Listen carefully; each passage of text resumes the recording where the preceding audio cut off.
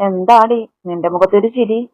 പുറത്തുനിന്ന് ഉള്ളിലേക്ക് കയറി വരുന്ന മഹി കാണുന്നത് എന്തോ ആലോചിച്ച് ചിരിച്ചു വരുന്ന ദക്ഷയാണ്. കവിളൊക്കെ ചുവന്നിട്ടുണ്ട്. പണ്ടെപ്പോഴും ബദ്രിയെ പറ്റി അന്വേഷിച്ചു വരാൻ ചുമതലപ്പെടുത്തുന്നത് മഹിയാണ്. അവനിൽ നിന്ന് ബദ്രിയുടെ ഓരോ കാര്യവും അറിയുമ്പോൾ മാത്രം അവളുടെ കവിൾത്തടത്തിന് പ്രത്യേക തരം ചുവപ്പ് പടരും. ഇപ്പോഴും അതേപോലെ പ്രകാശിച്ചിരിക്കുന്ന ദക്ഷയുടെ മുഖം കണ്ട് അവളുടെ അടുത്തായി പോയി വിരഞ്ഞൊടിച്ച് ചോദിക്കവേ പെട്ടെന്ന് ഞെട്ടി. കാര്യമായി എന്തോ പറ്റിയ പോലുണ്ടല്ലോ പെണ്ണെ, എന്താ കാര്യം? അവളുടെ മുഖത്തിനടുത്തേക്ക് കുനിഞ്ഞു മഹി ചോദിക്കവേ ചുണ്ടിലൊളിപ്പിച്ച പുഞ്ചിരിയോടെ അവനെ നോക്കി ഒന്ന് കണ്ണിറുക്കി. അവന്റെ ഇരു കവിളിലുമായി പിച്ചുന്നതിനൊപ്പം അവന്റെ പല്ലിന്റെ സെറ്റടക്കം കാണിച്ചു കൊടുത്തു. ആ വിടടി വിടടി കോപ്പ, ഓഹ് എന്റെ കവിള് വേദനിച്ചോ മഹി? കണ്ണു ചിമ്മി ചോദിക്കുന്ന അവളെ അവൻ കണ്ണു മേയിച്ചു നോക്കി. അവളുടെ കുറുമ്പും കുസൃതിയും പണ്ടേ പോലെ നിറഞ്ഞു തുളുമ്പുന്ന പോലെ വല്ലാത്ത സന്തോഷം തോന്നി. ദക്ഷക്ക് ബദ്രിയുടെ സാന്നിധ്യം അവളുടെ മനസ്സിനെ പിടിച്ചുലച്ച്, ഒപ്പം പുതുപ്രതീക്ഷയും അവളിൽ നിറഞ്ഞു. ഇവരുടെ കളികൾ അവിടെയായി നിന്ന് കാണുന്ന ആൻവിയുടെ കണ്ണ് സംശയത്താൽ ചുരുങ്ങി. ബദ്രിയോട് പലപ്പോഴും അടുക്കാൻ ശ്രമിക്കുന്ന ദക്ഷ ഒരു കരട് തന്നെയായിരുന്നു ആൻവിക്ക്. അവളുടെ കൂടെ ഓരോ വട്ടം മഹിയെ കാണുമ്പോഴും ബോസിന് അടിമയായി നിൽക്കുന്ന സ്റ്റാഫ് എന്നല്ലാതെ മറ്റൊരു തരത്തിൽ ചിന്തിക്കാൻ അവളെ പ്രേരിപ്പിക്കാത്തതും ബദ്രിയോടും ദക്ഷക്ക് അടുപ്പം തന്നെയായിരുന്നു. എന്നാൽ ഇന്ന് രണ്ടുപേരെയും കാണാൻ അവളിൽ പല സംശയങ്ങളും വന്നു.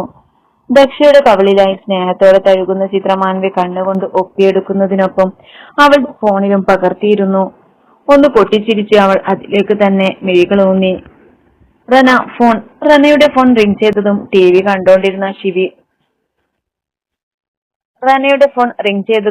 വി കണ്ടോണ്ടിരുന്ന ശിവ വിളിച്ചു പറഞ്ഞു, ആരാ? ചേട്ടായി.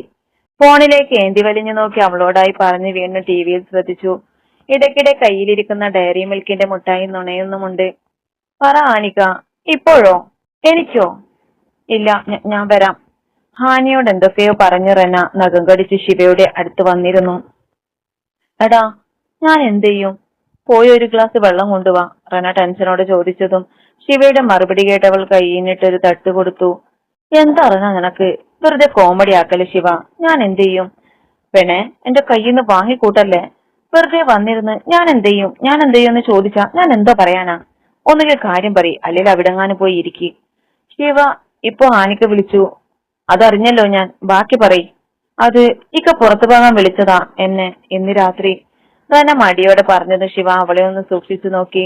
അവളുടെ നോട്ടം കണ്ട് റന എന്താണെന്ന് ചോദിച്ചു. അല്ല, എന്റെ റന തന്നെയാണോ എന്ന് നോക്കുമായിരുന്നു. അല്ലേ ചേട്ടായിയായിട്ട് സ്വൈര്യം കെടുത്തുന്ന ആളല്ലേ നീ? എവിടെയെങ്കിലും കൊണ്ടുപോണെന്ന് പറഞ്ഞിട്ട് എന്നിട്ടിപ്പോ പോകാന്ന് പറഞ്ഞപ്പോ എന്താ? ഞാൻ പറയുന്നതൊക്കെ ശരിയാ, എനിക്ക് ഇഷ്ടമാണ്. പക്ഷെ എന്തോ ഒരു രാത്രിയല്ലേ, അതുകൊണ്ട്. അയ്യടി പെണ്ണിന് എന്താ നാണം? നിന്റെ മനസ്സിലിരിപ്പ് എന്താണെന്നൊക്കെ എനിക്ക് മനസ്സിലായി. എന്തായാലും നിന്നെ പോലെയല്ല ഹാനിക്ക, ആളിത്തിരി കൺട്രോളൊക്കെ ഉണ്ട്. നീയായിട്ട് ചേട്ടായിയെ പ്രലോഭിപ്പിച്ചാലും ചേട്ടായി പിടിച്ചു നിൽക്കും. അതോർത്ത് മോൾ ടെൻഷൻ അടിക്കണ്ട പട്ടി. ശിവ വായ പൊത്തി ചിരിച്ചു. അത് പറഞ്ഞവസാനിപ്പിക്കേണ്ട താമസം റന അലറി വിളിച്ചു അവിടെ ഇരുന്ന പില്ലോ എടുത്തവളെ അടിക്കാൻ തുടങ്ങി. ശിവയുടെ പൊട്ടിച്ചിരി മുഴങ്ങിയതോടൊപ്പം റനയും ചിരിച്ചു സോഫയിലേക്ക് വീണു. ദക്ഷ. ക്യാബിനിൽ കയറി മഹിയെന്ന് ഇടം കണ്ണിട്ട് നോക്കി ബദ്രി. അവൻ തങ്ങളെ ശ്രദ്ധിക്കുന്നില്ല എന്ന് കണ്ട് അവൻ ദക്ഷയുടെ അടുത്തായി പോയി വിളിച്ചു. ഒരുവിധം ശമിച്ച അവളുടെ ഹൃദയം വീണ്ടും ഇടിച്ചു. അവന്റെ സ്വരവും നോട്ടവും, എന്തിനേറെ അവന്റെ സാന്നിധ്യം പോലും തന്റെ ഹൃദയത്തെ കീഴ്പ്പെടുത്തിയതായി അവൾ തിരിച്ചറിഞ്ഞു. ചമ്മല് തോന്നിയെങ്കിലും അവൾ അവനെ നോക്കി എന്താണെന്ന ഭാവത്തിൽ. മനസ്സിലപ്പോഴും സന്തോഷം അലയടിക്കുന്നുണ്ടായിരുന്നു. അത് നേരത്തെ സംഭവിച്ചത് തനിക്ക് അക്സെപ്റ്റ് ചെയ്യാനായില്ല എന്നറിയാം. സോറി. ഞാൻ ആൻവിയെ ഒന്ന് ചൊടിപ്പിക്കണമെന്ന് മാത്രമേ കരുതിയിരുന്നുള്ളൂ. അവന്റെ വാക്കുകൾ കേൾക്കെ ചെറു പുഞ്ചിരി തത്തിക്കളിച്ച് അവളുടെ ചുണ്ടിൽ അത് മാഞ്ഞു. ആൻവിയെ കാണിക്കാൻ വേണ്ടിയായിരുന്നോ? പക്ഷെ തനിക്കങ്ങനെ തോന്നിയില്ലല്ലോ. അതുവരെ തോന്നിയ സന്തോഷം അവളിൽ നിന്ന് വിട്ടകന്നു തുടങ്ങി. അവൾ തന്നെ മോശം വിചാരിക്കാതിരിക്കാൻ അപ്പൊ അങ്ങനെ ഒരു കള്ളം പറയാനേ ബദ്രിക്ക് തോന്നിയുള്ളൂ. അവളുടെ സാന്നിധ്യത്തിൽ കുടുങ്ങിയാണ് താൻ അവളോട് അടുക്കാൻ ശ്രമിച്ചതെന്ന് അവളിൽ നിന്ന് മറച്ചു പിടിക്കാൻ അവൻ കണ്ടെത്തിയൊരു വഴി. പക്ഷെ അത് പറഞ്ഞതും ദക്ഷയിലുണ്ടായ മാറ്റം അവനെ തെല്ലെന്ന് അതിശയിപ്പിച്ചു. രക്തവർണമായ കവിൾത്തടത്തിൽ പതിയെ വെളുപ്പ് പടരുന്നതും കണ്ണിൽ കണ്ട തിളക്കം കുറയുന്നതും അവനാ അതിശയത്തിൽ നോക്കി നിന്നു. ഓക്കെ, എനിക്ക് മനസ്സിലായി. ദക്ഷ ഒരുവിധം പറഞ്ഞൊപ്പിച്ച് അവനിൽ നിന്ന് മുഖമടർത്തി. ഞാൻ ഒരു കാര്യം പറഞ്ഞ എന്നെ ഒന്ന് സഹായിക്കോ? ബദ്രിയുടെ ഭാഗത്തു നിന്ന് അങ്ങനെ ഒരു ചോദ്യം കേട്ടതും ദക്ഷ അവനെ നോക്കി. ബദ്രി അല്പം മടിച്ചു നിന്നെങ്കിലും പറയാൻ തുടങ്ങി. ബദ്രി പറയുന്നത് കേൾക്കെ ഇതുവരെ ഇരുണ്ടിരുന്ന അവളുടെ മുഖം പ്രകാശിച്ചു. എന്താടോ ചെയ്യില്ലേ? തനിക്ക് ബുദ്ധിമുട്ടെന്തേലും? ഏയ് ചെയ്യാം. ഭദ്ര ആദ്യമായി ചോദിച്ച ഹെൽപ്പല്ലേ? ഓക്കെ. ഉള്ളിലെ സന്തോഷം മറച്ചു പിടിച്ച് ചെറു ശരിയാലെ ദക്ഷ പറഞ്ഞു. ബദ്രി അവളെ നോക്കിയൊന്ന് പുഞ്ചിരിച്ചു പുറത്തിറങ്ങി. ബദ്രി കരുതും പോലെ, നിനക്കത് അഭിനയിക്കേണ്ടതില്ലല്ലോ അല്ലേ? നീ അതിൽ ജീവിക്കും അല്ല ദച്ചു? മഹി അത് പറഞ്ഞതും അവൾ അതേന്ന പോലെ തലയാട്ടി. രണ്ടും കൂടെ കപ്പിൾസായി അഭിനയിച്ച് ആ ആൻവിയായിട്ട് ഇറിറ്റേറ്റ് ചെയ്ത അവസാനം അവളെ ഭീകരിയാക്കരുത്. ബദ്രി, നമുക്ക് ആൻവിയെ ഹേർട്ട് ചെയ്യാൻ കപ്പിൾസ് ആവാമോ എന്ന് ചോദിച്ചപ്പോ ഉടൻ തന്നെ ഞാൻ സമ്മതിച്ചത് എന്തിനാണെന്നറിയോ? അവൾ മനസ്സിലാക്കണം, കുറച്ചുനാളെങ്കിലും പാവം ശിവ അനുഭവിച്ച വേദന. താൻ സ്നേഹിക്കുന്ന ആൾ മറ്റൊരാളുമായി അടുത്തിടപഴകുമ്പോ അവൾ നീറണം. ദേഷ്യം കാരണം അവൾ ഭീകരിയാവണം. അവളെ മാക്സിമം ദേഷ്യപ്പെടുത്തുമ്പോ അവൾ തന്നെ ബദ്രിയോട് പറയും അവനാൽ അവൾക്ക് ഭ്രാന്താണെന്നും ആ ഭ്രാന്ത് കാരണം അവൾ തകർത്തത് അവന്റെ ജീവിതമാണെന്നും. പകപ്പോടെ അവൾ പറഞ്ഞു നിർത്തുമ്പോൾ മഹി അവളെ സമാധാനിപ്പിച്ചു. എന്നാലും ദക്ഷയെ ഓർത്തു എന്തിനോ അവന്റെ മനസ്സിൽ പേടി തോന്നി. ഹായ്, ഇതെവിടുന്ന ഇത്രയധികം ചോക്ലേറ്റ്? അല്ലി ജോലി കഴിഞ്ഞു വന്ന് വെള്ളത്തിനായി ഫ്രിഡ്ജ് തുറന്നപ്പോൾ തന്നെ കണ്ടത് ഒരു ലോഡ് കണക്കിന് ചോക്ലേറ്റ് ആണ്. കണ്ണിൽ നിന്ന് കുറേയധികം നക്ഷത്രങ്ങൾ പുറത്തു ചാടി. ഇന്ന് തിന്നു മരിക്കും ഞാൻ. അവൾ അതുമോർത്ത് ഒന്ന് കയ്യിലെടുത്തതും അത് വായുവിൽ ഉയർന്നു പൊങ്ങിയതും ഒരുമിച്ചായിരുന്നു. ഡി, അതിങ്ങ് തന്നെ.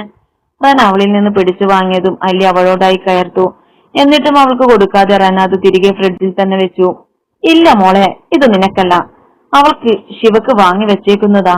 അതെന്താ, അവൾക്ക് മാത്രമേ തിന്നാവൂന്ന് ചോക്ലേറ്റിൽ എഴുതി വെച്ചിട്ടുണ്ടോ?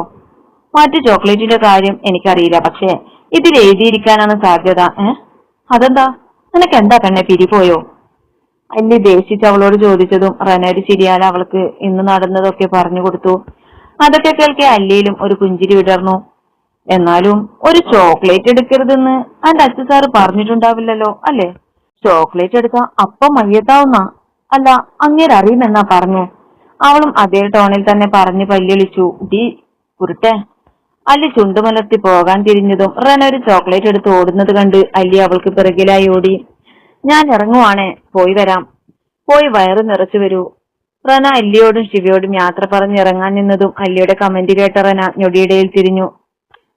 ഒരാട്ടലായിരുന്നു. അല്ലി ഒറ്റ കുതിപ്പിന് ശിവയുടെ അടുത്തേക്ക് ഓടി. നീ എന്താടി പൊട്ടി വിചാരിച്ചേ? ഞാൻ പറഞ്ഞത് നിന്റെ ഹോണിക്കയുടെ കൂടെ പോയി വയറ് നിറച്ച് ഫുഡ് കഴിച്ചിട്ട് വരാനാണ്. അയ്യേ, നിനക്ക് ഇത്രയും ചീത്ത ചിന്താഗതി ആയിരുന്നോ? അല്ലി എക്സ്പ്രഷനൊക്കെ ഇട്ട് പറഞ്ഞതും ശിവ പൊട്ടിച്ചിരിച്ചു. അതിനൊപ്പം റന നല്ല പോലെ ചടച്ചു. മതി, പോയി വാ നീ. ചേട്ടായി കുറെ നേരായില്ലേ വിളിച്ചിട്ട്? വീണ്ടും എന്തോ പറയാൻ വന്ന റനയെ തടഞ്ഞു ശിവ പറഞ്ഞതും റന അല്ലിയെ നോക്കി കണ്ണുരുട്ടി പുറത്തിറങ്ങി. ഞാൻ അവളെ കൊണ്ടാക്കി വരാം. ശിവയോട് അതും പറഞ്ഞ് അല്ലിയും കൂടെ ഇറങ്ങി. അവർ പോകുന്നത് നോക്കി നിന്ന് തിരികെ വന്ന് ഫ്രിഡ്ജ് തുറന്നതും മുന്നിലേക്ക് വന്നു വീഴുന്ന ചോക്ലേറ്റ് കണ്ട് അവളൊന്ന് പുഞ്ചിരിച്ചു. അമ്മ പോകാനിറങ്ങിയ ടേബിളിലായി കുറെ ചോക്ലേറ്റ് നിരത്തി വെച്ച് അവളെ നോക്കാതെ തല താഴ്ത്തിയിരിക്കുന്ന അച്ചുവിന്റെ മുഖം തെളിയെ അവളുടെ മനസ്സിൽ വല്ലാത്തൊരു ചിരി വിരിഞ്ഞു. നിഷ്കളങ്കമായ അവന്റെ സ്നേഹം അവൾക്ക് മുന്നിൽ ഓരോ നിമിഷവും പ്രകടിപ്പിക്കുന്ന അവനെ ഓർക്കെ അവളിൽ കുളിരേകി. ഒപ്പം എവിടെയോ ഒരിഷ്ടവും. പിന്നിൽ ആരെയോ കാൽപെരുമാറ്റം കേട്ട് തിരിഞ്ഞു നോക്കവേ കുറച്ചകലെ അവളെ നോക്കി നിൽക്കുന്ന ആളെ കണ്ട് അവളുടെ കണ്ണ് മിഴിഞ്ഞു വന്നു.